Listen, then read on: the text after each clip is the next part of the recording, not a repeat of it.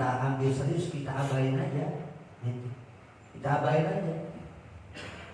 Jadi kita yang hari ini sudah berprogres kepada sesuatu yang lebih maju, orang-orang suara sumbang ini jangan didengerin Pak. Ini mah recehan ini mah. Umpama, lu kayak ustad ngaji mulu gitu ya. Karena dia ngomong gitu ada ya? Ada gak? Lu kayak ustad, lu dandanan lu apa kayak ustad ngaji mulu. Ini yang ngomong kagak ngaji nih. Jangan didengerin Pak. Maksudnya ini baju cakep banget kayak ustad. Ya, kan kadang-kadang ada orang gitu kan ya. Emang lu menjadi ustad ngaji mulu. Yang begini, ini kalimat ini jangan didengerin, jangan. Karena kewajiban kita ngaji bukan pengen jadi ustad, tapi buat nambah pengetahuan agama. Maksudnya lu kalau Jumat karena pakai sorban ya, begitu kan ya? Jadi ini perlu saya sampaikan Bapak Saudara, kita yang ngaji ini ilmu yang kita dapat kita amalin. Ada orang yang nggak ngaji, kita sholat Jumat pakai sorban, kan itu yang kagak ngaji ngomong, wih, lu pakai sorban, gitu kan ngomong ya, pantas hujan.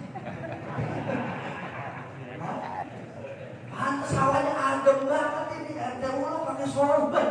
Umpama begini ya, yang begini jangan diambil serius Pak. Dia menilai kita dengan karakter otaknya biarin. Kalau yang paham Pak, orang pakai sorban ada pahalanya nggak? Ya kalau ngaji mah nyambung. Kalau dia ngaji dia nyambung. Yang salah itu udah kagak bisa bisa. Jadi apa yang kita dapat dari majelis ilmu, dari majelis taklim, pengetahuan kita amalin dikit-dikit. Ya, jadi hari ini PR kita bagaimana caranya kita menyikapi obrolan orang-orang yang mencibir aktivitas kita yang positif.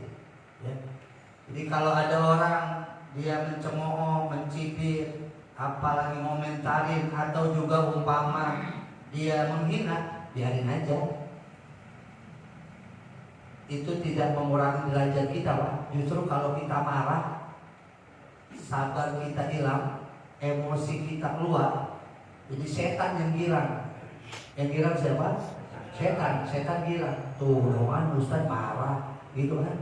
Iya tuh doang dia marah. Jadi kita jadi gak dapat pahala ya. Jadi ini buat kita bareng-bareng sedang belajar, berproses menjadi pribadi yang lebih baik lagi. Bagaimana caranya kita menyikapi orang-orang yang awam dan lagi bodoh, yaitu at-taghafulu amma yajri min su'i al-fadhih. Kita berpaling, kita abaikan dari apa yang berlaku dari buruknya ucapan dia, omongan yang jelek dari mulut dia, ucapan yang gak benar dari mulut dia. Jangan diambil serius, biarin. Orang pada ngomongin kita nih, biarin aja Pak. Kalau emang bener, kalau nggak bener jadi fitnah. Ya. Kalau nggak bener jadi fitnah. Kalau bener, enak jadi penggugur dosa kita. Nggak boleh kita buka aib orang.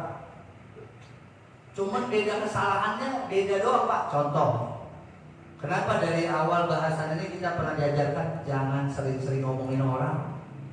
Bedanya kita sama dia cuma beda perbuatannya dosa doang. Umpama dia dosanya kagak ngaji, kalau kita dosanya kadang-kadang subuh kagak sembahyang kesiangan. Sama-sama dosa nggak? Sama-sama dosa nggak?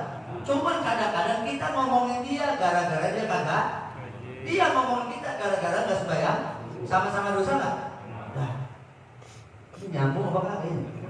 Jadi kalau begini ngukurnya jangan merasa bahwa kita nggak punya dosa, padahal dosa kita juga sama, cuman bedanya doang lain, bentuknya doang lain,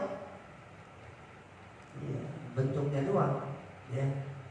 Jadi ini at-taghaful amma yajri min su'i al-fadhih wal ihtirazu an kathratil qaim wal ihtirazu dan menjauhi, menghindari dari banyaknya bertemu dengan mereka. Bapak Saudara, teman itu mempengaruhi teman.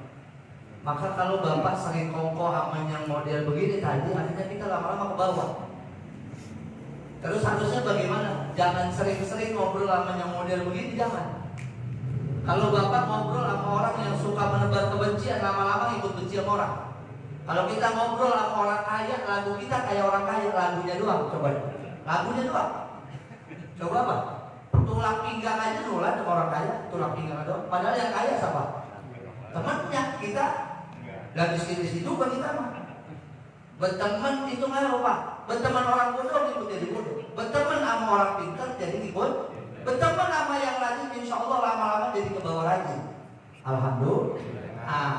Ini al-ihtirazu an kasratil liqa'ihim, dan menghindari, menjauhi dari banyaknya bertemu dengan mereka. Jangan sering-sering ngobrol namanya begini.